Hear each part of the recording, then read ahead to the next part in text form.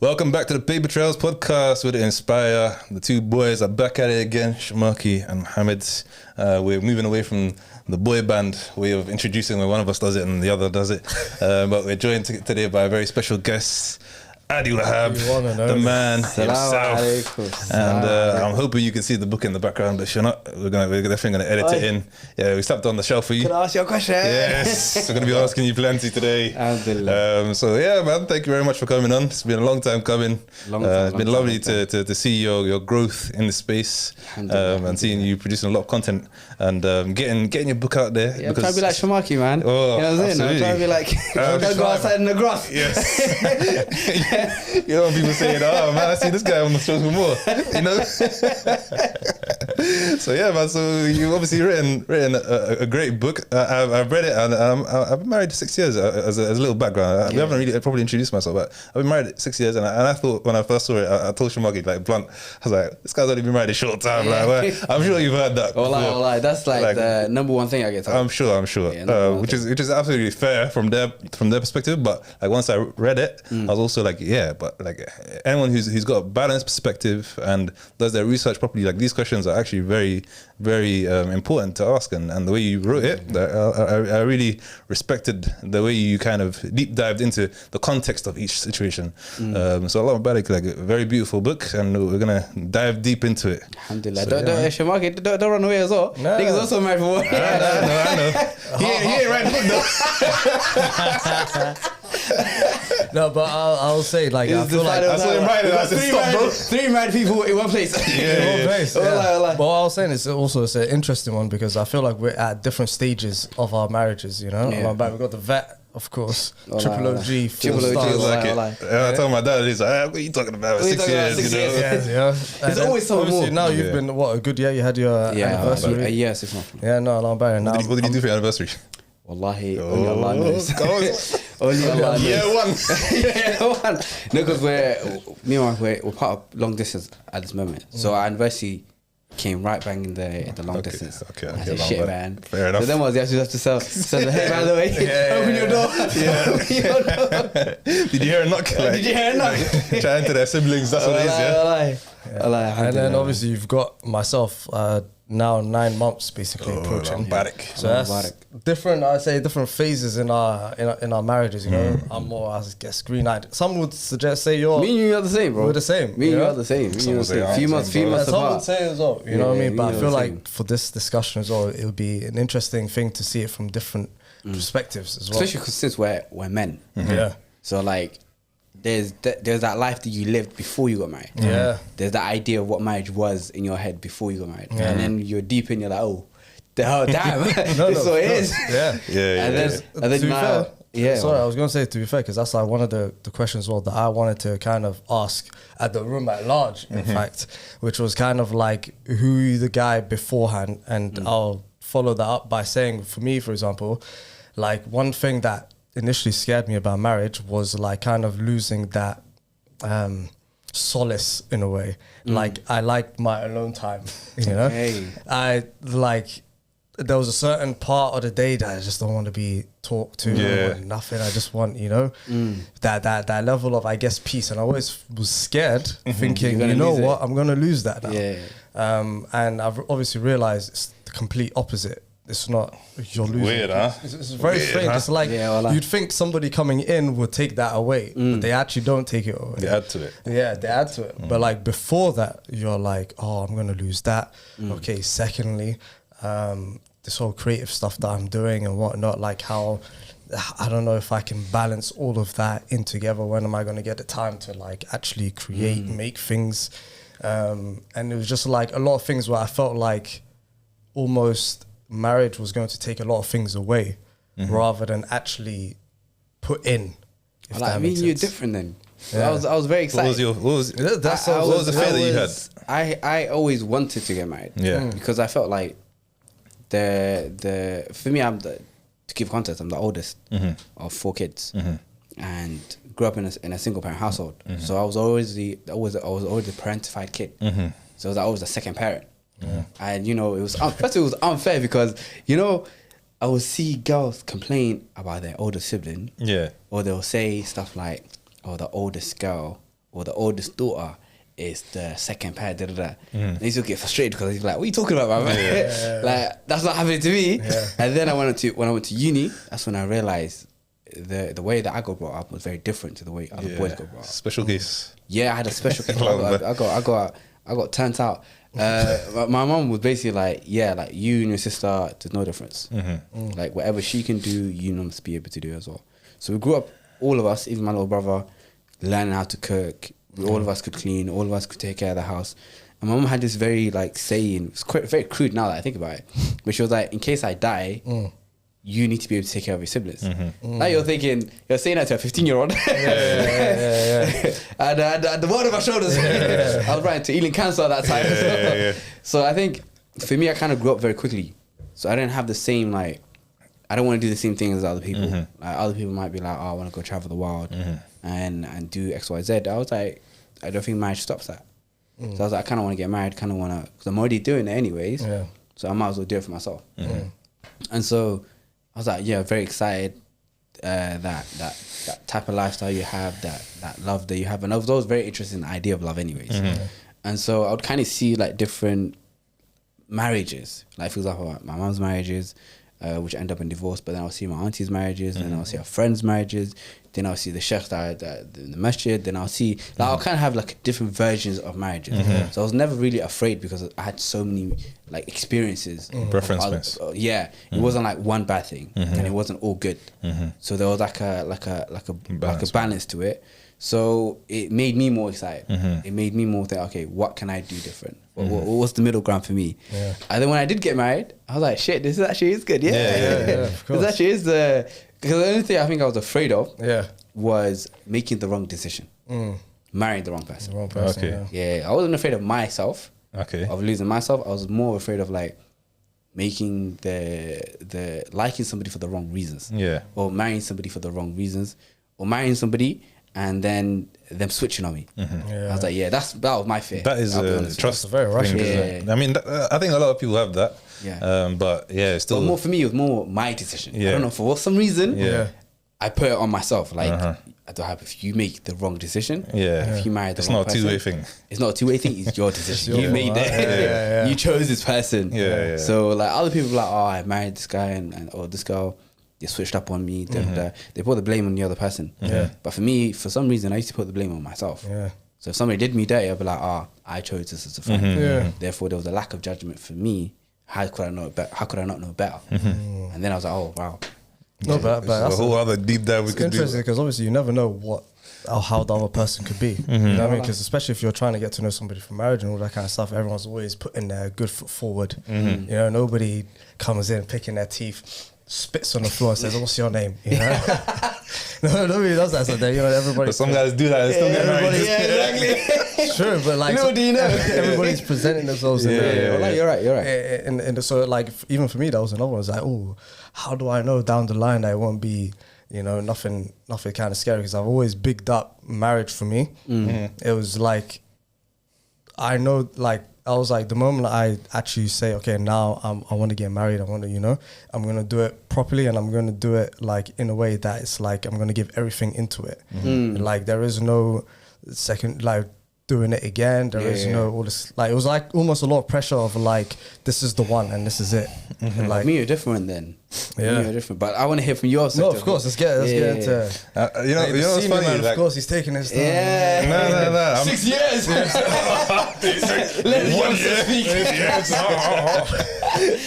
It's like that, you know those movies. I was loading up to be like, that's nothing, man. You know those movies where there's the guy that's like sitting in the back, put down, smoking, and he's like, then he turns the chair.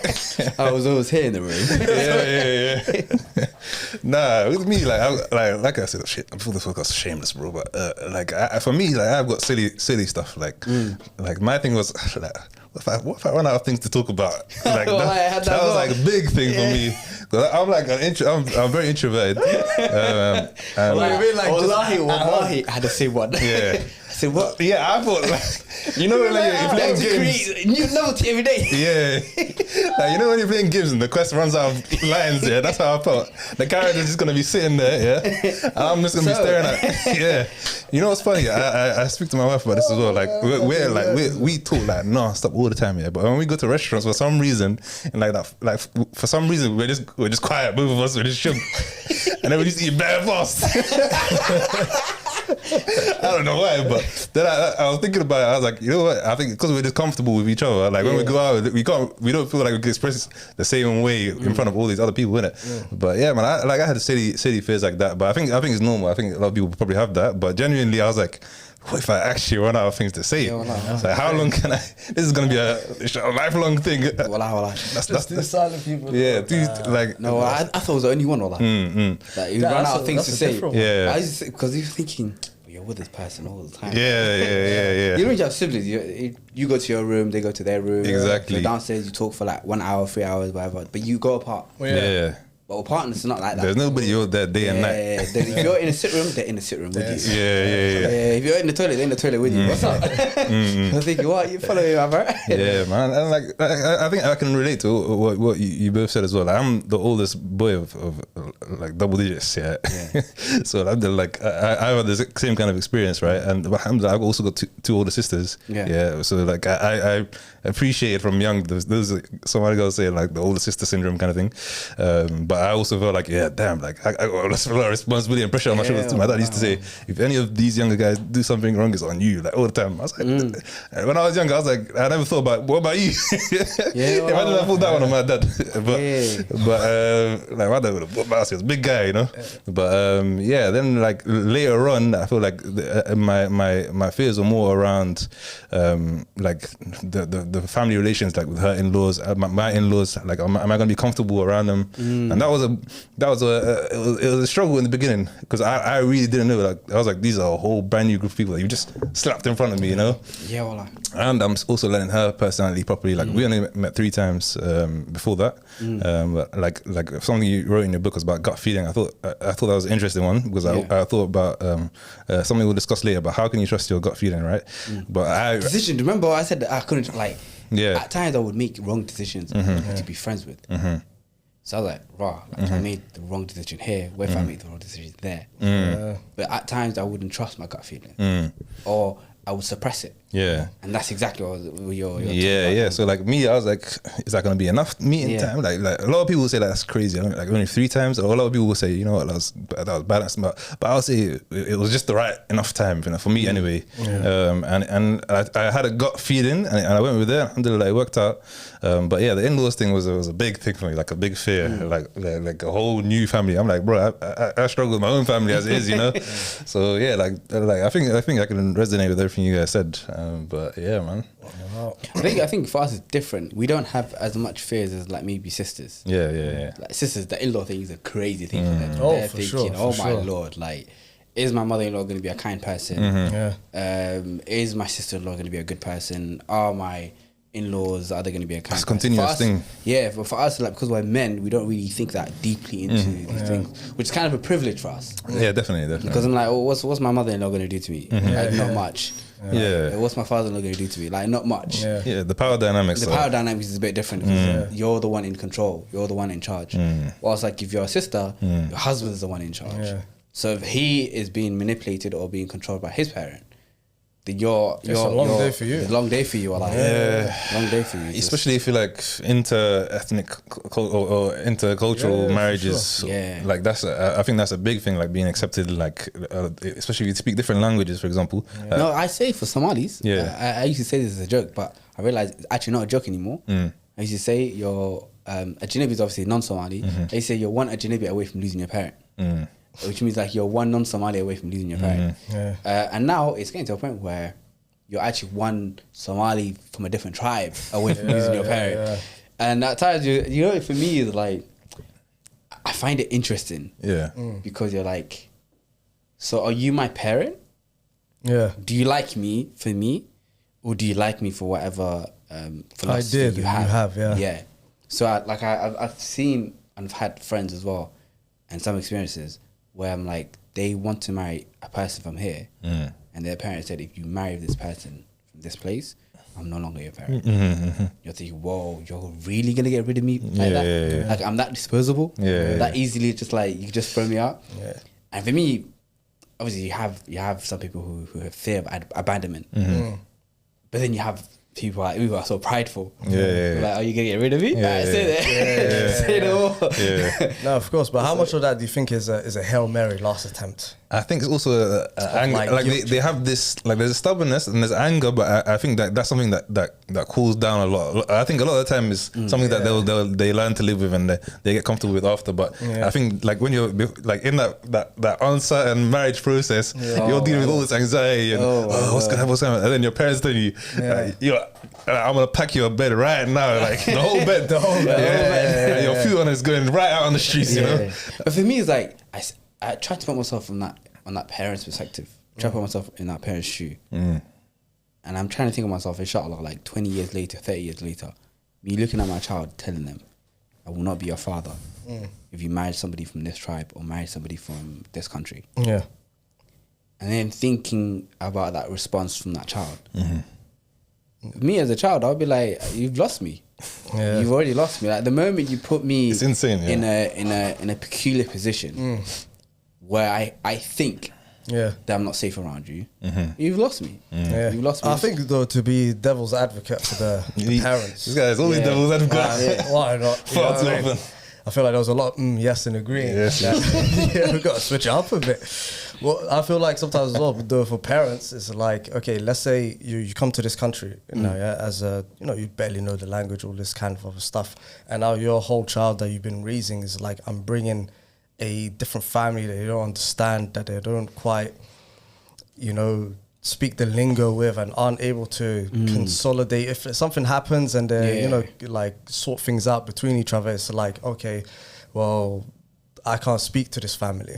Like I remember, like my dad would always be like, oh, you can't marry someone that's not, Somali, because of a personal case of his brother who married a non-Somali lady and like problems occurred and the children went that way because they spoke that language and it wasn't that, there was a lot of all this kind of stuff where like they see it as like you're going to like lose your children. And in many ways I feel like for Somali parents as well, your children is like their children. So your progeny is like, well, they're like, I'm going to lose this. This kid's going to mess it up for me. And my grandparents, ginger baby. in like 2 years, if he continues on with this, whereas like, like I won't be able to connect. So yeah, I feel like sometimes as well, it kind of comes from a protective kind of a thing, because they cannot understand or fathom the fact that us growing up, like with Bengalis, are closer to Bengalis that we've grown up with than like people in Somalia. But I think, okay, I'm going to also play the other devil advocate. It can only be one, What are you going to do if I do it too? The reason why I think the older generation failed to assimilate. Not assimilate in terms of like become like everyone else. Yeah. But failed to like mix in any sort of degree. To the point where they refuse to learn the language. They refuse to go to the system. And some people say they came to the country, they were from war-torn areas. And therefore they were just surviving. But I'm like, you've been here 34 years. You weren't just surviving 34 years. At some point, some people learned the language. But if we take if we take a number of parents who've learned English, for example, and assimilated or went into the workforce, for example, you can take a percentage. It's going to be a very, very small percentage. Then if you take the Somalis who have gotten married previously, and say the case, for example, the child being taken away, there's no schooling system for being Somali. So there's no schooling system teaching you the language. There's no schooling system teaching you the Dagan. There's no system in place that kind of like allows us to thrive in any sort of capacity. Then there's few that are like now coming about or have been there for a time, but they're like small margins, right? And then you take everything that's happened in terms of like their marriages, and you take the history of it, and you say, what are you saving? Like, what are you holding on to? Because if it was gold and diamond, I would understand. But I came from a single parent household. I used to actually, when I was younger, I used to think that I was shameful. Then I went to school and I said, yeah, I'm not going to tell anyone from a single parent. One person says, I don't know where my dad is. I'm like, oh, me too. And another person says, and you realize you're not the minority at times, you're actually the majority. So what is it that we're protecting? Like I can't fathom the idea of protecting something that's never worked. Yeah. Like I would understand being in a case of liking your where you're from and saying I prefer you to marry somebody Somali. Everyone would prefer to marry somebody who they're from. That's normal. But then for you to go as far as to say, oh, you are going to lose the heritage, or you're going to do all these things, when you haven't put things in place to even keep the heritage. But now that we've gone far, you're like, oh no, don't. Like, man, you didn't even teach me the language. You didn't even set up school for us. You violate us for not speaking the language, but you haven't set up school. And then the other thing is that Allah also says, I made you of different tribes and different nations, so you may get to know one another. So that part of the deen, you've left it. But as soon as parents are mentioned, you're like, do you know what the Prophet said? He said, mother 3 times. You know what the Prophet put the father and the mother? He put them so top. I'm like, all right, cool. But Allah also said this and that. So how comes you've picked on to this part and you held on to it, but you didn't pick on to this part, you didn't hold on to it? I always tell parents, like, give me a hadith about children. I'm like, yeah, give me one hadith, one ruling about children. They can't tell me. But you have 6, 7 children. And you're telling me they're not nice kids or whatever, and they should be listening to you. Give me one hadith about children. Give me one teaching or one way that the Prophet had kids. A lot of Sahabas had kids. He also left a whole manual of how to look after kids. The scholars who teach you how to have manners with children. Give me one. They can't. I'm like, okay, then you're talking rubbish to me. Get out of my face. Get out of my face. Me, I have mercy for people, but I also don't have mercy for people who don't help themselves. And I think with us, a lot of people say, oh, this is this first time, our parents are first time living. I'll be honest with you, it's not my second. So what's going on there? I've not lived here for twice on this earth for me to make the same mistakes again and again. At some points, I'll give an example. One thing that I think a lot of people kind of notice is that if a child asks their parents for something, the parents gets disrespectful to them and will call them names or whatever, people will say, oh, is the parents right to call that child? So, but if a child ever said anything disrespectful back to the parents, even not even disrespect, just a tiny bit, and the parent understands how disrespectful that feels. I'm like, so you know the opposite. You know the feeling, but you still do it to your child. It doesn't make sense. No, that 100%. That definitely doesn't make sense. I think in terms of like, I think if we're going specifics to Somalia, I think it's a complete different 180 in terms of like how obviously the generation before us grew up in a society and how it was for them compared to like how even things like mental health and like how are you actually feeling, and oh hell it's foreign. Get out of my face. It's foreign, you know. And like things about like, you know, if people are feeling like, I don't know, suicidal or whatever it may be, it's like kind of like, okay, Quran Sar, or like, you know, it's very much like kind of almost, not that it's bad, but like one dimensional in terms of like how they kind of deal with things, you know. It's like, okay, you're upset, but so does everyone, get on with it. But it's like not necessarily healing that element of it. And I feel like that comes from maybe generational trauma that's been passed on. I'm sympathetic to the fact that... So I feel like in terms of, then it moves on to the kids. Right? And so it's like their way of almost taking control of a situation in the country that they feel like they could lose their kids. That's what I feel like. I feel like a lot of decisions that parents make is in this thing of like, the village isn't here to help me look after this kid. He's open his control. I don't know where he's at. He's telling me football, but I smell something else. It's a lot of like, this fear that's among. But they also get rid of their own village. Like, we've grew up with, for example, that's my parents. We have this hush or Arab culture, where you can't ask for help, because if you ask for help, then we look like we're failing. But the village back home, everyone's asking each other for help. Everyone's helping each other willingly. But then everyone here is trying to put up a face that I've got my ship. My ship is steady. There's nothing wrong with my ship. And so the same village that will be crying out for are the same people that are shunning you out.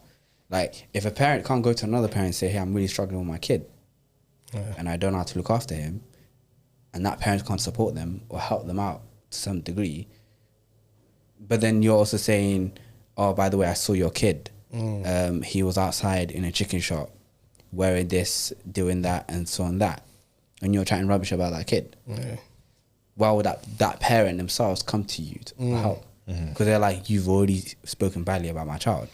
You've already shamed me for not being a good enough mother. Why would I come to you for help? Why would I come to you for help? Because as it is, a lot of people tell you, oh, don't go out wearing that clothes because the people will see you and they'll assume that you don't have clothes at home. Yeah. Or you don't have an ironing board at home. So sometimes I'm like, when you lot create the same problem, you lot are crying about. Yeah. So take accountability for that. But that's another issue. Accountability, yeah. Right, book about accountability next, brother. But I want to steer us back to the book. So the book, obviously, called Can I Ask You a Question? Yeah. Released early this year.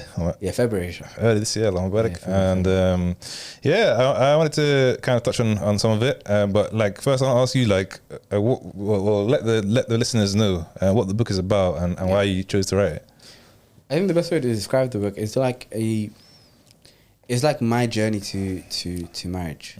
So it's like, for example, I saw it as like a premarital course, in a sense, but also in a sense to get to know myself, but also to know what I wanted to know about the other person. I think for me, like when I started practicing Islam properly, I think I was always praying, but like properly, like really taking it seriously and researching. And I got a psychology background. So I was thinking, okay, cool. It doesn't make sense for me to get to know people when I don't even know myself. But it also doesn't make sense for me, like, how do you get married? Like the idea, like the Institute of Marriage has always existed for millennia. It's like the longest institute. And so you're like, but then I was really researching into marriage. I was like reading marriage journals. I was reading all the books. I was thinking, so like these things are they're quite similar in every society, like in every culture. And then you sit with people who do need marital help. And alhamdulillah, I was blessed with being able to be in environments where I was listening to people's problems, and there'll be a sheikh there, and he'll be like, "Oh, just sit there with you." And I'll be listening, and I'll see 4 people come in. At least 2 of them are the same issue. The next day, another people come in. At least 2 of them are the same issue. And so I was thinking, so majority of these things can easily be prevented, or like they're going to happen. So you're like, all right, cool. And me, alhamdulillah, like I've always been the type of person to ask questions. Like my friends would be sitting there. I'd be like, what would you do if you had £1 million? But you can only spend it in like this many hours. But you could have did this, we could do that. And then like it used to get my brain thinking. So then I was like, you know what? What if I created a way for me to be able to get to know somebody, but very quickly and very efficiently, and analyze people? And I think that's what we don't do. We kind of like have this thing where, and I ideate. I will see the person in my mind. We're already married. We already have kids. The story's there. The story's done. And I used to catch myself out. I used to be like, oh, don't have you're over your head. You don't know nothing about this person. And then what I realized was, if I just ask them questions and I just like try to understand them as much, I would find out things about them that I would see whether they were aligned or not. So when I was first writing the book, I actually answered all the questions myself. So I sat down and I just answered every single question. Okay, this is what I want, this is what I want, this is what I want. So kind of like an avatar of who I wanted. Then when I meet people, the average would be like 7 questions. Within 7 questions, I'll be like, yeah, sorry. Like, thank you for the opportunity, but I don't think we're aligned. I don't think we would understand each other whatsoever. So it's quick. So there was no fluff. There was no time wasting. It's kind of like, I know why I'm with you, and it's for the wrong reasons. I'm so sorry. Take it as well. So yeah. Should I tell you something so funny? Like, alhamdulillah, I've been married 6 years now. But during the process of me getting married, right, there was a Somali guy who had a podcast that was doing something like quite similar, but he had like a framework that he had created for himself, like, and he was like tracking his own progress within a podcast. Yeah. And like it wasn't that big, but at that time it was like just audio podcasts. That's when we started this, like way back. And I felt like I was like one of 3 people listening to his thing, you know. I don't know. And then I was kind of applying that kind of process myself. Like I was just kind of thinking about what kind of questions I asked. I remember like the first time I met my wife, I like for some reason I just fumbled the first question. I was like, so. Would you homeschool your kids? Like just out of the bag, straight, immediately, straight out of the gates, like that. So would you homeschool your kids? And like I didn't have any like real framework for like how to like analyze or. I just thought, you know what? Let me just ask them some questions. And I don't know. It kind of me fumbling out of the gate kind of made me feel more comfortable speaking because I was like, okay, that was kind of embarrassing. Like I already feel comfortable enough to take whatever comes now, basically. So it's weird that I remember having that experience, like getting into marriage, and that actually helped me a lot. So when I saw this, I thought, you know what, that's actually very valuable for the people. So I'll tell you what, you didn't know that. I had any. I didn't even know that firstly. Secondly, I don't think I had many frameworks in place. I think it's just I had certain things, but I think it sounds so soppy, but the thing I asked my wife, that kind of... You're going to love me forever. It was close to that.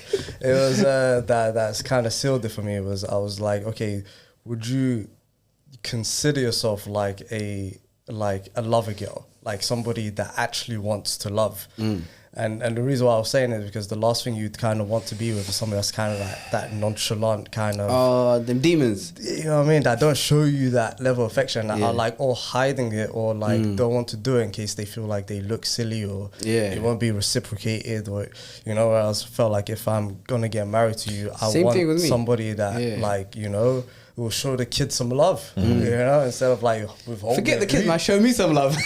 No, I mean, I have the kid. Forget the kids. He's the original kid. You gotta show the boy some love, you know, like and not hold it back because it's not cool or like, you know, because if you're not gonna show it to me, who you gonna show? Who you saving it for? Who are you saving it for? What rainy day you gonna break the bank at? Who's coming on the rainy day that you're? We had a really bad day. Okay, by the way, I love you. Do you know what I mean? So that was like one of the thing. I don't know why it was like something that really settled me. I was like, okay, well, then this is somebody that actually wants to get married, because I feel like sometimes some people will like the idea of marriage, but not the actual marriage. Even just talking stages. People just want to be in a talking stage. So they can say, I'm in a talking stage. But I feel like sometimes as well, like, and I was speaking to somebody else about this, because he was dilly-dallying a bit, right? And I said to him, I hope he doesn't mind me saying this, but he's anonymous. But I was like, listen, I feel like you just like to just get that message on the phone or like that attention, or like, and it doesn't matter who it is that's as long doing as they're coming through. As long as like, you'd be like, oh man, I'm feeling lonely, man. Feeling lonely, brother. I want someone to love on my jokes. Didn't you just tell me that there was a potential here? A long day at work, you know. And he's like, you know, I want someone. I'm like this. Yeah, you could have had someone, but it's like I think it's just the idea of like, you know, having somebody there that is there for you and like can message you and all this kind of stuff, but not the actual person.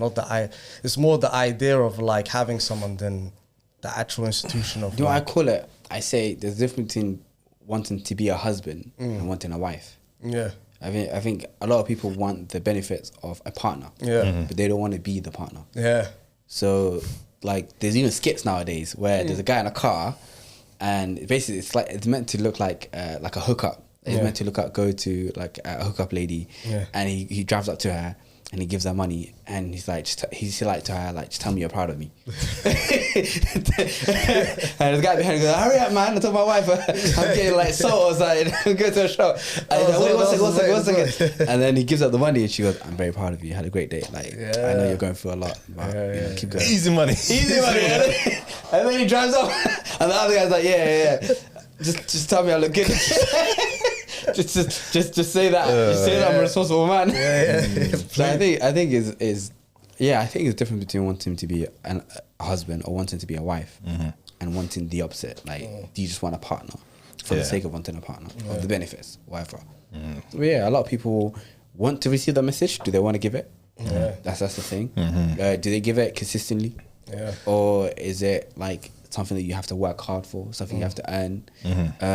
To some people, like they just don't have healthy habits. So you meet them and you ask them questions.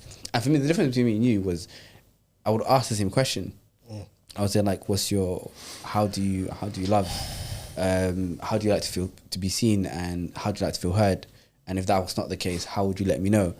But I would also say, be like, these are the things that I need. And I'll say, I'll be like, I need this, I need this, I need this. And I would feel no guilt about it. Like, I need verbal affection, I need support, I need emotional da-da-da.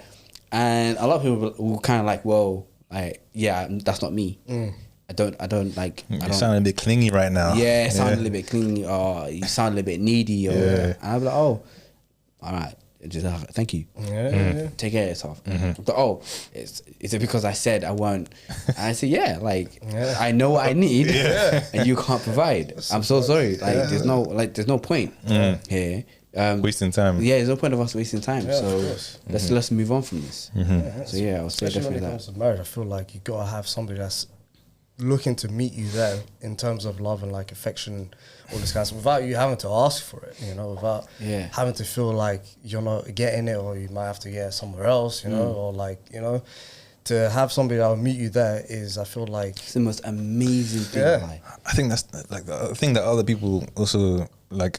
For me myself, those expectations that you kind of have before you're married, right? That I think there's the idea that there's no growth in a lot of people. Like, if you're this way, you're gonna be this way. Whereas in reality, like, I'm extremely introverted. Like, naturally, I've grown out of it over the years, but my wife's like completely extroverted. So I was like, how is this gonna work? But then over the years, we both gone in opposite directions, which is crazy. But I'm like a lot more extroverted now, and she's like, I'm like, why are you at home all the time now? Like, why are you always with me? I'm like, I love it, but but like it's like we're both learning to be comfortable in the spaces where we were uncomfortable originally, and I don't think a lot of people will give each other the time or the grace for that, and see that okay, this person might be like willing to love you in that way, and show that love in a way that they're being patient with anything that you might consider a shortcoming or something that you need growth in. And then they'll grow with you, and you get that coming together, which is very beautiful. So yeah, I feel like I think there was one life that we were talking about this kind of concept where I feel like in movies and stuff like that, they always show them leaving together in the sunset, like the married point. Oh, we're married now, but never necessarily the part afterwards. Like when, I wouldn't say conflicts, but like different things are starting to happen, like you've lived your whole life a certain way for how many years, and she's lived her life, like you sleep with the light on, she doesn't like the light on, so it's like compromises and like, you know what I mean? So it's kind of like, I wanted to hear you guys' thoughts in like how you guys deal with, I guess, some of those setbacks that could occur in marriages. I think for me and my wife, we're very structured. So we legit have like weekend reviews. Okay, we legit ask each other 3 questions like, what were 3 things that you really liked that I did this week? What were 3 things you would like me to do next week? And what are 3 things you would like me to improve? And for me, like, I struggled with like the dishes would be there, and my wife, she's so quick with things. Like, if that needs to be moved, she's moving it. Me? Bro, put a calendar invite for that. Trust me. No, you need a calendar, you need to get a gun. And it's like I would, like, for example, one thing I've learned is just to do it. Get up and do it. Like, just get the 2-minute rid rule. of it. Yeah, the 2-minute rule. Like, get up and do it. But she learned to like be patient with me in that regards. And we even had a conversation where I would say, like, I'm not you. Like, don't expect things that you do quickly for me to do the same thing. The same way where you have strengths in some areas, I will have weaknesses in other areas. So let's be patient with each other. And I think one thing we did very early on, we would recognize when the other person is trying, and we would make sure to thank the other person or to compliment the other person for trying. It was more like the effort that mattered more than the actual result. I think that is such a fundamental part of keeping a marriage strong. We can all say to each other all day, I love you, oh, baby, I love you, blah, blah, blah. Yeah, it's lovely. but you've got to compliment each other and recognize each other's growth, like you said, and see there's these little moments that you might see, like, you know what's funny? I see like a little skits around that as well, like where you feel like, oh, that was a big win, like I just cleaned all the dishes, you know, that was a big win, and then Mrs. is just like, man, I do that every day, you know, which is a bit dismissive, but you can say the same thing about something she does, you know, honestly. So but when you compliment that, it encourages an environment where you're like, okay, I'm comfortable with the things that I know that I need to grow on, and I'm going to work on them, and she appreciates it, and I appreciate what she does as well. The biggest compliment to that is like you suggested something, you said something, they actually listened, and you can see they're actually trying to improve on that thing. You know?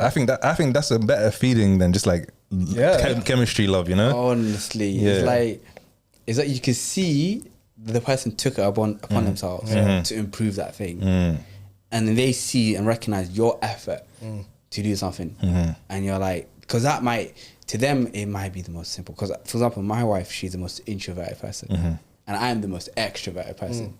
So I might drag her somewhere, and I'll have to quickly check if her social battery is dying, and she'll be like laughing, joking, and everything, and then she'll be like, "Oh yeah, it's time to go home." Like, okay, we'll go home. For me, I'm like, "Well done today." Like, I know that was a lot for you to socialize with that many humans, and she'll be like, "No, I enjoyed myself," and but I know that environment is not the environment she thrives in. Yeah, it's very anxiety inducing. So I'm like, thank you for being there. For example, the book launch, 120 people there, and yet she's the one that's helping out with everything. She's the one that's the backbone. Yeah, she's the one that's putting the teas in place. She's the one that's putting some of the tables in place. She's the one that's giving out some of the drinks and stuff like that. But she's an introvert, and so she probably doesn't want to talk to people and stuff like that. But she's still doing it. And I'm like, I'm recognizing that that's not easy for her. For me, like, I would do it gladly, but it'll be easy for me. It won't be a task. But if you tell me, do I do something else that I don't like? That's gonna be like such a like annoying to me. Then I'm gonna struggle. So recognizing that thing, I think is very, very, very important. I think there's a lot of things that even I recognize, like that thing that I was saying at the start. I was scared about the creative pursuits, and if I could, and if somebody comes into my life, would that make it longer and, you know, not give me the time to do it? And then realizing that she's only ever enhanced it. Like, she's... You know, I take credit for that, yeah. The night of his wedding, I told him, she said, tell your wife, you're not allowed to take him away. No, but like the level of like support and the battery in the back that you get. People don't know it. I've never felt anything like that before. And it's like on a whole different, another level where it's like sometimes... Even my burnouts have been a lot less I've been talking about, but also a big time of that is my wife, and she understands and can gauge when I'm teetering towards it, and like when my mind's going crazy. So like, and stop you. Yeah, at like 12 a.m. I'd be like, oh, and then this idea, and then think about if we did this, and she'd be like, okay, well, we gotta calm it down, settle down, switch everything off. I didn't know that I was having fatigue because of overthinking. And because, you know, as a creative, like, social media is no longer sometimes enjoyable for you. Because you go on social media, and for you it's work. So for us it's like seeing other people work. Like, oh, and you're looking at their page, and you're looking at, okay, he posted once today, he posted 3 times today, posted 4 times, and you haven't posted nothing. And then you're looking at analytics, and you're like, oh shit. And then at times you're like, oh, I could record this, and I could record it like this, then I could record like this. And you just want to get your laptop out. You just want to get your phone out, and they tell you, you're like, have a schedule in it. Like, they tell you, like, relax. We'll do it tomorrow. Or like when they see you like not doing, and they're like, oh, by the way, did you not say you were gonna do? Like, oh shit. I'm like, oh, let's go. So I think they're always like, whenever I post, the first person to like it, first person to share it, first person to like comment at times, first person to say, oh, like, by the way, that was really nice, it was really good, like, I really enjoyed that. Or like, for example, even like podcasts, like I'll go on a podcast and the first person to watch it is her. And you're like, you know me, like, you know what I'm gonna say, and yet you still watched it, and you actually said, I enjoyed it, and I'm like, this does exist, but then society and other people kind of tell you, no, it doesn't. So you kind of fall to offer it. You kind of like, what if they put me off? You know, because remember, before I got married, it was a big fear for me as well. It was like, what if the person hinders my growth? Because I did meet a lot of people like that, where they were like, oh, by the way, if we do get married, you're no longer doing the social media thing. Really? Yeah, something like that. You're no longer doing the social media thing. I want you to delete all your pages. I know that from the men's side, that's a common thing. No, but they would. like, I don't even know you like that, and you're having these fat demands. I'll tell them, no, I'm sorry. Like, at the end of the day, that's my career. That's where I want to get to. And so you kind of like brush them aside. You say, you know what, like, thank you for the opportunity, but take care of yourself. And then you have a person who's like a lot of the posters, she created it. I never created no poster. I don't have to create no poster. Or like all the posters for the events. It's fraud, eh? Yeah, all the posters for the This guy is talking about fraud, huh? all the posters for the. Well, I did not create none of them.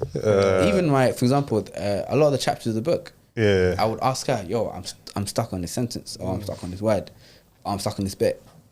What do you think? She'd be like, oh, why don't you say it like this? And so, okay, I'll be like, oh, I didn't even forget about that. I'll actually say it like this. Even my first page is actually her.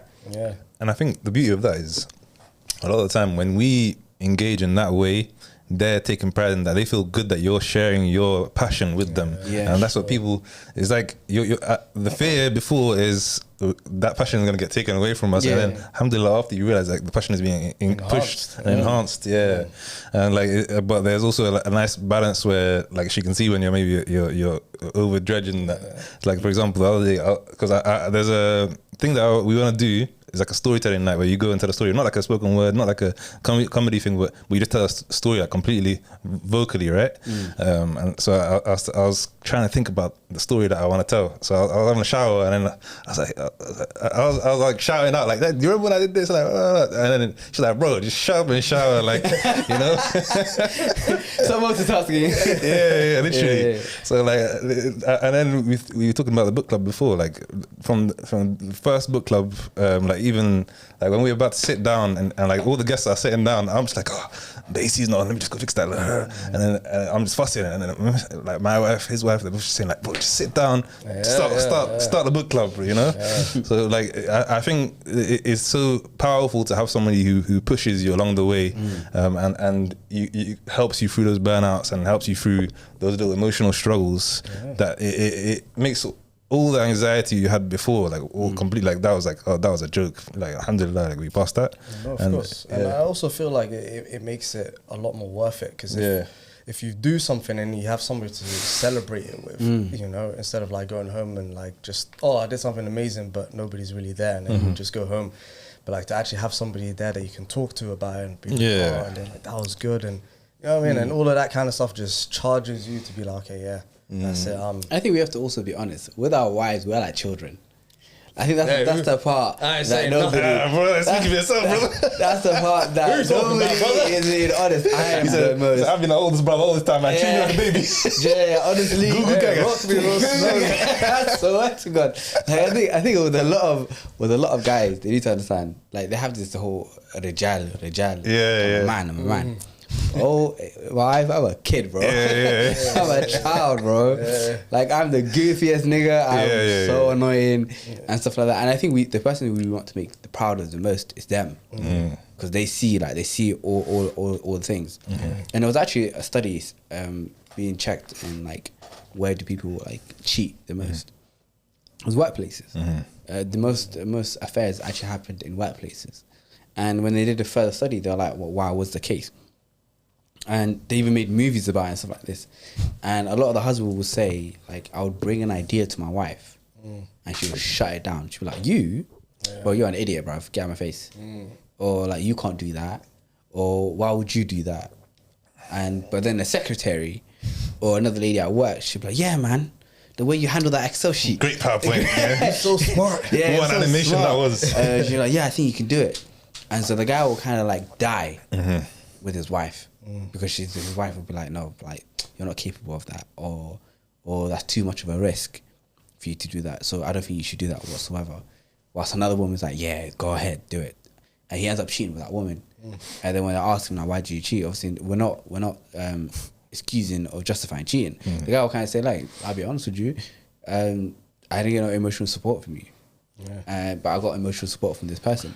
So there's a lot of men who think that only women cheat emotionally. But no, there's a lot of men who cheat emotionally as well, because they find that solace or that peace from another person. So I think with our wives giving us to that, we get to be children. We get to be that inner child that gets to be healed at times, because they're telling us the same words that sometimes our parents didn't say it because our parents didn't see the value in those words. Because they're like, oh, like for example, you get A star. Your mum was like, what else were you gonna get? Like, would you Should've think? got 8 diamonds. Yeah, you know? exactly. Exactly. Like, what else were you gonna get? Yeah. Whilst if you do something well, if a video goes viral, you might remember like, oh, mashallah, like, well done. Like, I know you worked hard on that. And so that they're not seeing your results as like guaranteed or expected results. They're like, oh, you worked hard for it, so you deserve it. So I think we have to give credit to the people that we're married to and say, yeah, that's amazing. 100%. I feel like that's the beautiful part. If you can be that, I guess, childish self around that person, you know, it's a beautiful trait to have. But I feel like, and conscious of time as well, that I feel like this is a wholesome thing, right? Because I feel like, especially when it comes to marriages, it's only ever negative stuff. Divorces, and, you know, like a divorce story time will do numbers. Great. Negativity, love it. You know what used to kill me? Misery loves company. And it's like the fact that we're here and we're talking about, I guess, healthy marriage is a good thing. And I feel like, I guess, there should be a space where I feel like husbands come together and just have talks like this instead of, I feel like sometimes a coffee is like, oh, the missus, just, you know. Because we just love to complain as humans, but we also like, the news will never have good things. The news will always tell you, that place is getting robbed, that person's getting arrested, and immigrants are causing this because negativity is what breeds. Negativity sells. And I think part of it is Shaitan loves it, is to stop people from getting married. And I think one of my jobs, one thing that I see is to change that narrative. Is say, like, there are some negativities, but there are very much a lot of positives as well. And even if you were married for 5 years and you got divorced, there are a lot of positives in being married for 5 years. There's a lot of positives of even every story ends at the end of the day, but you can't always say everything was negative. But we almost have like memory erosion. Like we remove all the good things about a person. We say, you know what, they're a bad person. And like, no, you had few years that were good. You had 3 years that were good. You got married to this person because you saw something there. Exactly. So I think that's the thing. One thing I want to talk about, because I feel like you are very specific and well researched in everything that you said. But one thing that it wasn't well written, it was more like, how do people develop their gut instinct or that feeling? You mentioned looking for like inconsistencies and stuff like that, but that gut feeling is a real thing. It's a strange thing, but it's a real thing. So how do people develop that or really consider? Because I feel some people, like you said, that decision making that you worry about, they make the wrong decision. Some people might not have the right gut feeling, you know, but they end up following it. How do people develop that? Just a random thought. I think the best way to develop your gut feeling is to be able to listen to yourself and to be able to understand yourself. And the more you get to know yourself, the more you sit with yourself, the more. Because for me, it was like I was journaling a lot. I was making decisions, and I would like kind of listen. And at times, I would check my biases. I'll give an example. In my masjid, my nickname is Parents Evening. And the reason why I nickname is Parents Evening, because every time I'll fancy somebody, I'll be like, where's your parents? And so I kept meeting parents, and it didn't work out. And it's crazy. Then I remember Sheikh said to me like, the next one better be right. But like, at times you would have this feeling of like, oh, I should just go through with this because I'm already far in. And if I say no to this person, or if I back out of this thing, it's going to look embarrassing for me. But you know your gut feeling says you should back out. So then I listened to my gut feeling, and I'm like, and it worked out. I think the way that I almost developed that, because there's no way you can actually fully develop. In my opinion, I'm not knowledgeable in gut feelings per se, but I just kept listening to myself. And when things worked out, I'm like, alhamdulillah. And at times I would also ask a lot of questions. So I wouldn't rely just on my gut feeling. Yes. I would rely on the information the other person told me. And so I'll give an example. One of the questions that was a deal breaker for me a lot of the times is when I would say to somebody, what would you do if my parent or your parent interfere in our personal life? And I always say to people, especially at my workshops, I say, one question is technically 5 other questions or 10 other questions. It's because when the person answers it, there's other things you could ask. So a lot of people might say, I respect my parents. I understand that they have a great place in my life. However, I also understand that this is my life. And then I'll be like, okay, cool. And I'll say, has there ever been a time where you and your parents disagreed upon something? And how did you deal with that? And they might answer that. And then I might ask them, when you make a big decision, for example, where you're going to live, which university you're going to go to, which degree you're going to have, the emotional space, who's there? Is it you or is it your parent? And so they might answer that. And so from all those different things, I'll see a pattern where they've kind of like said me, and then me. And then you answer them, because a lot of the questions, people don't know this. In psychology, we do this where question 2 and question 20 are related to each other. And question 3 and question like 7 are related to each other, but the person doesn't know. And you see if there's a change of narrative. If they say one thing here, but they don't repeat it here. You're like, well, I asked you the same question, just in a different way. And you didn't repeat the same thing. So a lot of the times it was that. I would just ask so many questions. And I'll sit and I'll kind of like try to analyze the situation and be like, okay, this person is the oldest child. So they probably had to, like, they're the blueprint. So they probably had to fight a lot with their parents to kind of get their way. But then you look at another person, you might meet the youngest child, and you're like, you look like you were given things without question. So you never had the muscle. You may not have developed the muscle of like friction with your parents, where you're like, you know what, like, I don't want to do that degree. But your parents are like, no, you have to do that degree. But you're like, no, but I don't want to do that degree.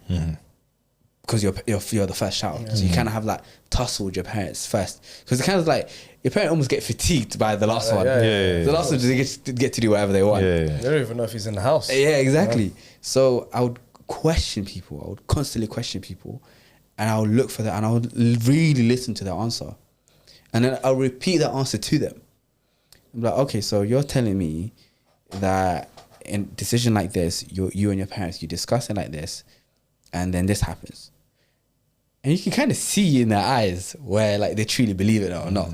They're like, yeah. But then you get the opposite where they're like, oh, it's my parent. Their John is under their feet. Wherever they say goes. I'm out. I don't even question it. I'm out. So I can take care of yourself. Like, I'm so sorry. Like, I'm not even gonna dive in more. I'm like, oh, this is a non-negotiable for me. Thank you. Take care of yourself. So I think the only way you can develop, for me personally, the way I did it, was just questioning things more. So like, I'll have a feeling, and then I'll follow up with evidence. I'm like, okay, I think this person's good for me, but let me actually check if they're actually good for me. And then I realized, oh, they're not.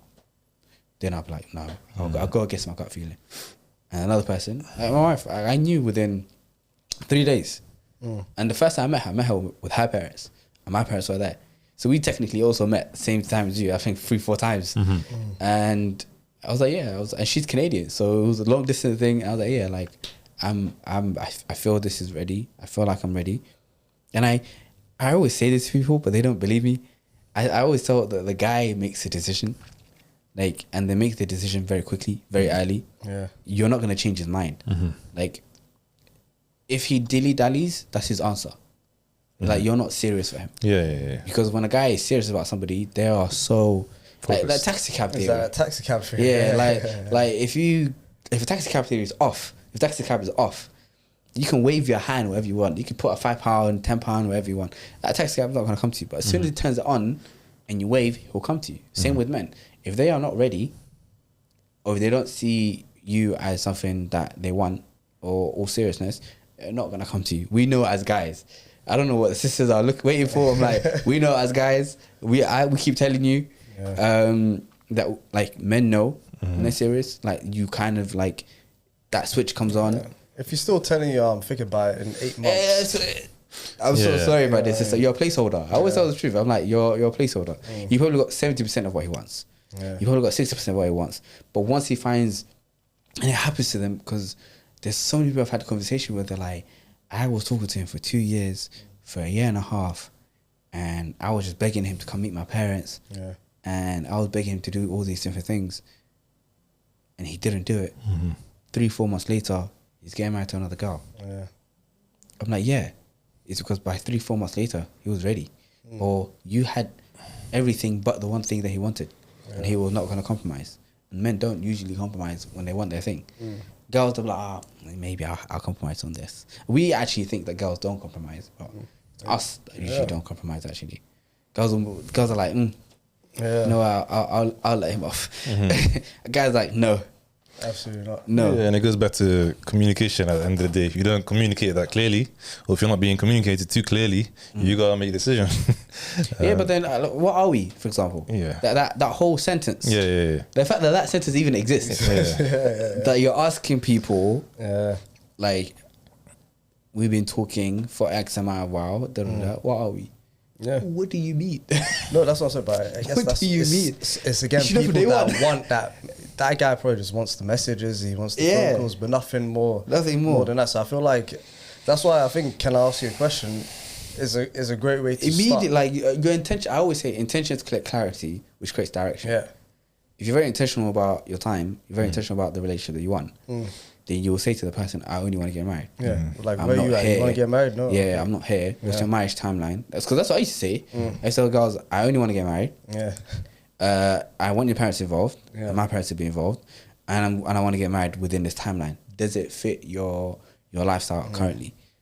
Someone will say yes, someone will say no. That's about it. Yeah. It is so simple. But we complicate it because we feel like if it's more complicated, complex, and we get it in the end, it's more worth it. Yeah. Like it's more sweeter. But I'm like, no, just simplify your life. Like if you walk up to a person or you've been introduced to a person, are you ready to get married? When do you want to get married? If you were to get married, do you want to live here? Do you want to live there? How do you want to do this? How do you do that? People are so easy to like understand when you start doing that. Just be direct. Or like just ask the questions. Yeah. That's literally it. Just be direct. Or like, Yeah.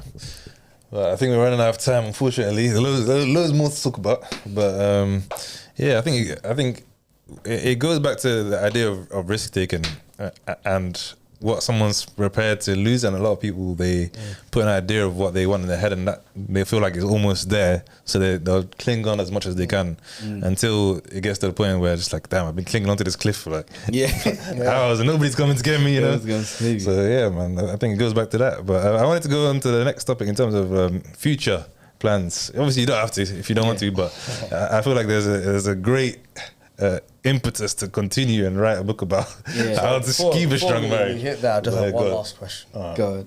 I hate to be that guy, sorry.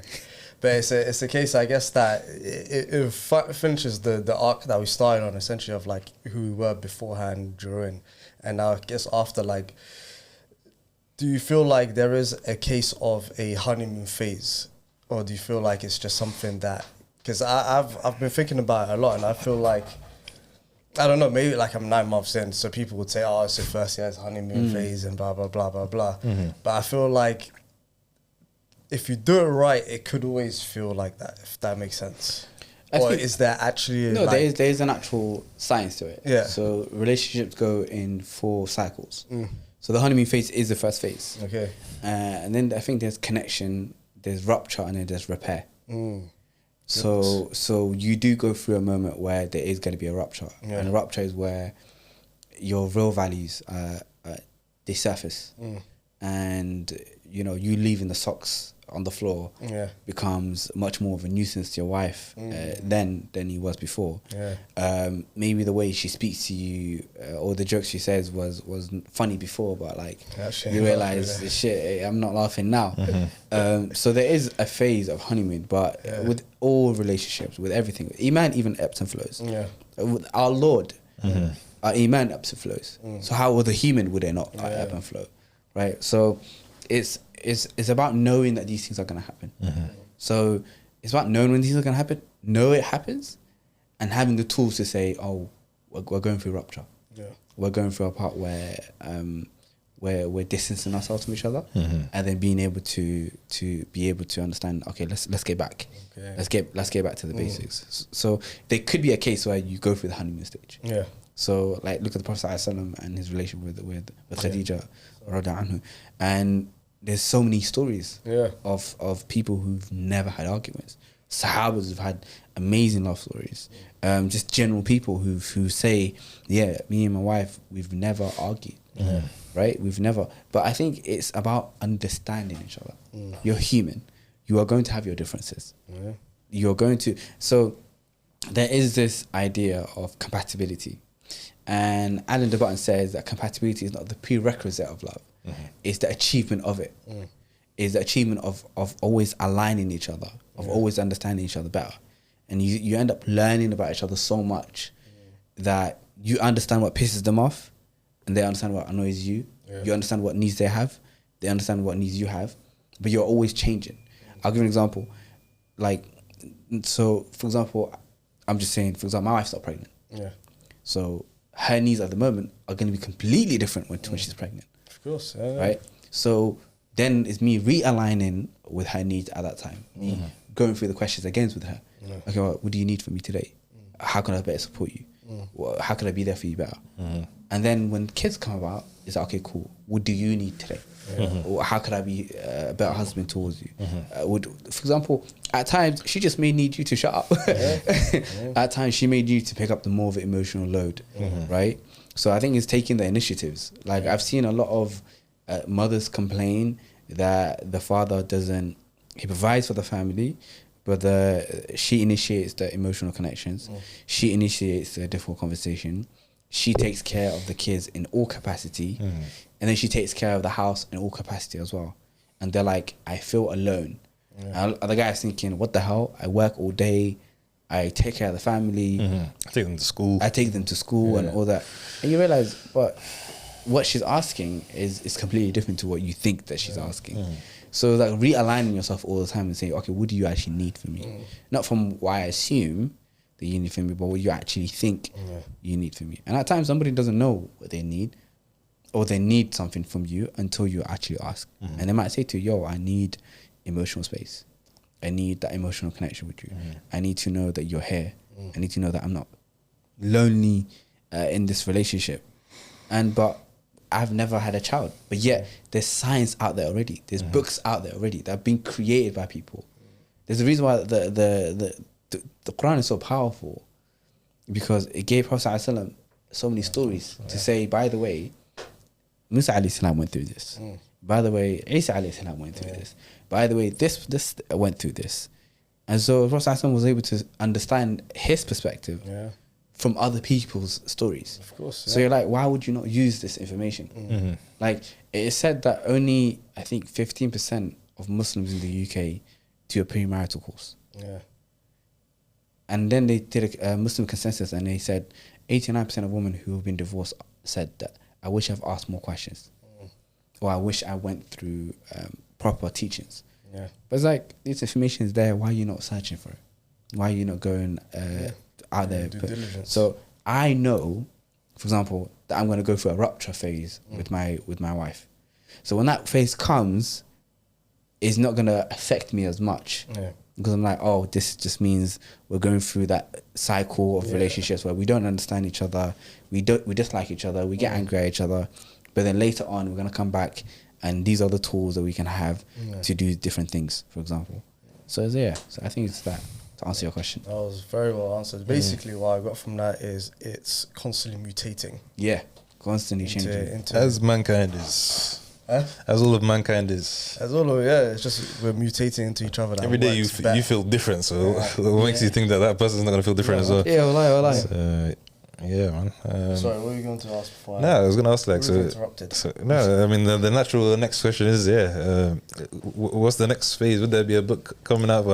Because all the things we discussed today is like, oh, this is how you can find the person, but we're talking about things from the perspective of married people, and this is the person. Yes, I think even in this book, I think a lot of people ask me, can married people use it? I'm like, of course, because if you don't ask those questions, you don't have the structure. Like, there's so many couples. It doesn't mean you can't ask. But I worked with. I'm like, why don't you just get the book? And then they get the book and they use the book and they're like, oh Lord, like, I didn't know nothing about my wife, or I didn't know nothing about my husband. And so I think but in terms of like what am I working on, I'm working on one book right now, which is like, it's like I probably will work on small little books before a big one. How long did it take to This write? was like almost a year and a half, I would say. alright. But alhamdulillah, I had mentors. So I had people who really supported me and like sat down with me and chapter by chapter, they'll be like, this didn't make sense. And people who I would go up to, like even the questions that I gave to my teacher, and I said, can you go through them with me? And they're a marriage coach, a marriage counselor, and they were like, oh, these are very good questions. Or they'll be like, why would you ask this one? Like, what's your reasoning behind this? So I think I'm working on one right now. I feel like men are misunderstood in terms of like how easy it is to please us. I like to Yeah. stuff. Continue. In terms of like I if I were to say I was specialized in something, I specialize in words. Words that kind of like draw out the loving nature of other people, or words that kind of like change perspectives and things. And so there's few phrases that, for example, my wife has said to me that I'm like, oh my Lord, that one has made my day. Like, like I'm cleaning walls for no reason. I'm cleaning walls for no reason. I'm like, then I saw it in myself, and then I remember I tested out on some of my boys. I was like, yo, what if your wife said this to you? They were like, bro, I would go through the roof. I would. What is this? Exactly. And then I remember some people that I was talking for, even friends with, even cousins, I gave them the words and the phrases to say, and I gave them the book, and they were like, bro, like this is so crazy, the change in my husband. And one of them even said, like, I kind of felt ashamed that my husband didn't trust me with these words that I'm saying to him, and it made me realize how much I wasn't appreciating him, and how much I was just kind of like thinking that these things, expecting these things to be normal, and I didn't know how, because I think her husband just said to her, like, what do you want? Because she kept saying nice things to him, and he just said, yeah, nigga, what do you want? What are you planning? What's going on? Because he kind of wasn't used to that version of love, so he was very distrustful of it. It was like, yeah, like, Why are you acting weird? why are you acting weird? Exactly. And she was like, yeah, like, now I'm going to start introducing that part into my marriage. I think people don't understand how powerful compliments are and gifts, and just seeing the effort of people. And even like I'm talking about my toughest friends, the guys who pretend like they have no emotions. Like I said some few phrases. They're like, bro, these will get me, man. These will get me. So I was like, okay, how can I design phrases or sayings that kind of like create like I love you for men? Because at times our wife will say to us, I love you, and we will say back to them, I love you. But it doesn't hit for us the same way it hits for them. Like, oh, you love me. And for us, like, yeah, I love you. It would be a normal thing. But compared to, for example, if she said, I feel safe around you, that is like Allah made you a qawam. So Allah made you a maintainer, protector, and provider. So when they speak, when they kind of touch upon the things you're doing for them, you're almost validating my manhood. You're validating me as a husband for doing the things that I am meant to be doing. That are difficult, because maintaining, providing, and protecting are not easy things. But when someone says to you, I feel safe around you, or I know you can handle it, or I trust your judgment, you're like, wait, you trust my what? You're standing up. You're different. So Start walking around like this. Yeah, so you're saying, because we remember compliments that we used to get as a child. Like when our parents will say to us, like, you're a good boy, or which is someone like, you're a good kid. And stuff like that, and you're walking around like head high all day on this high horse. And so you imagine if your wife did that for you, but constantly and consistently, you'll feel different. And so for me, like at times, because my wife does it so much, I'm like, I can't fail. There's no way I could fail. Because I've got such a pot of good things. I'll even reread the messages. I'm like, piggyback. I'm rereading the messages that I'm hitting down. I'm like, yeah, that's what she said. Get back to it, nigga. But so I think that book and one romance novel. One romance novel. What is it so far, brother? It's a low-key romance novel. Nah, I'm playing. Good stuff, man. There's one romance novel that explains the book. Right. Because I realised these books have like context. essays. Yes. Yeah. So there's no like, you can't really see it. Storytelling. So storytelling. So I'm like, if I put a story behind it, people could understand how the character meets. So you I'll be the first person to buy it. Yeah, inshallah. And the funny thing is, I'm writing from the male perspective, and my wife's writing from the female perspective. So we don't know what's going on. It's like So I just give her my chapter. Yeah. So I'm giving her my chapters. Yeah. I send it to her. She'll send me her chapters. I write back. Okay. You're bar for bar, eh? Bar for bar. Okay. I'll be pissed if someone says, I only like the girls. That's what I'm saying. That's nice, man. But yeah, alhamdulillah. What about you guys? Other than the book club, I'm hoping for a big event. That's the plan, bro. You know. You're on the nose there, brother. Yeah. Inshallah. But we'll give a bit more out later. But we do have something planned, inshallah. Yeah, like it's nice to see that you're taking that and putting it into a story, because this is what we're about. Is we keep like this season that we've been doing this podcast, we've been preaching about storytelling and the importance of it in different ways, and how like it is a very effective form of communication. It's almost the original like form of communication, like gather around a campfire and telling each other a story, like Amr bin Ali or like the boy who cried wolf or whatever. Like this is how you can give people meanings to certain things, get them to understand certain concepts, you know, and it touches people in such a different way from when you're writing almost a manual kind of thing, you know. I think that would be a great one for the book club, inshallah. Inshallah. Great, man. Inshallah. Don't keep your hopes up, man. No. Still gonna be like That's the whole thing. Put it in the calendar now. When the last tree falls, that is a great story. Yeah, Mine's gonna be a That's little on the one. list, but I'm sure that's gonna be something different. Yeah, inshallah. Romance stuff as well, people love, you know. Yeah, I think people just like to see and visualize things, and they like to put themselves in the character. Exactly. For example, I'll read books and I'll get pissed with the character. Yes. Because I'm like, what would I do? And it's frustrating me. But then I have to see his growth and their growth, and I'm like, yeah, fair enough. Yeah, you got that in the end. them. Yes, for them. So, inshallah. But yeah, we're gonna thank you very much for coming on and sharing your stories with us and giving us more background into the book. So I hope everyone goes and picks it up and give it a good read, especially whether you're married or not. These questions you can ask now. Like I'm a man, like they said, the grown man, 6 years deep, you know. But I'm still like finding value in those questions and seeing how I can work on that myself. And like I'm asking about the gut feeling thing because I thought it was very interesting, you know. So you'll keep asking those questions to yourself as you're reading that as well, and find a lot of value in it. So yeah, go pick up the book. Can I ask you a question by Adiwahab? And thank you very much for coming on. Alhamdulillah, thank you for inviting me. Amazing. Appreciate it. Finally here. Finally here. Definitely gonna have a part 2 as well. Yes, inshallah. But yeah, thank you very much everyone for listening, and we'll see you in the next one. Thanks for listening to the PaperTrails podcast. If you like this episode, please leave a review, comment, like, and subscribe. And be sure to follow us on all our socials. Keep moving, keep growing, keep learning. See you at work.